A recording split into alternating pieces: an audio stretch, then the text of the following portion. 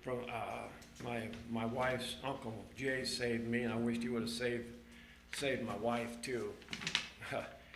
This is something I'm going to tell you that I've never told anybody in 50 years, and the devil's beat me up over it for years. 1973, my wife, we had Brad and Sheila, and early on, and then in 1973, she had an abortion. That's been beating me up for years.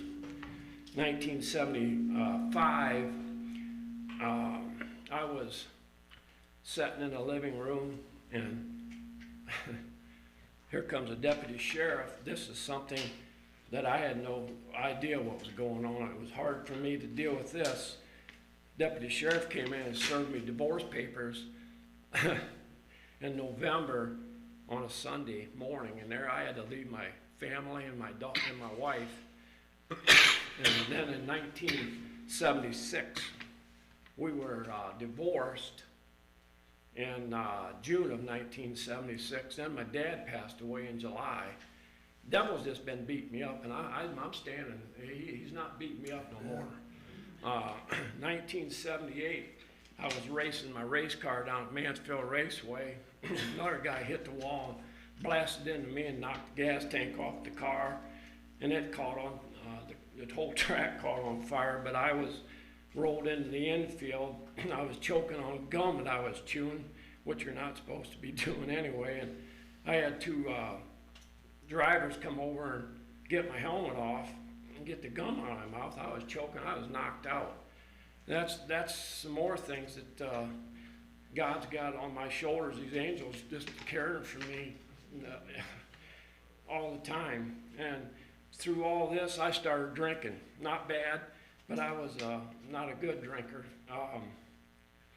Drink Little Kings, drink margaritas, and I'd say, hey, just give me a pitcher of them. I don't want just one, just give me a pitcher. So I would drink that, and then I'd drink some Jack Daniels, and this wasn't working out real well for me. So Lord come into me again in 1983. I quit drinking. 1986.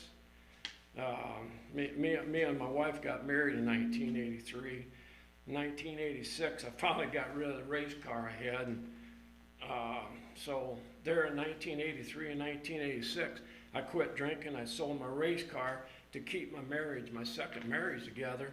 That didn't work out. In 1989, we filed disillusionment papers, and so that's my second wife. So then after this, I became a real sex addicted to sex. It was horrible. I went through that till 2006 when I came to Victory Rock Church. And I'm thankful for Danny and Pastor Beth getting into the Word and listening to their sermons. And that got me through that. With Jesus on my side, I can do anything, and that helped me through all of this. Then 2014 comes along, and I'm in surgery up at St. V's. Pastor Dan Beth comes up and visits with me. I couldn't even get out of bed, and I had 4 surgeries at St. V's.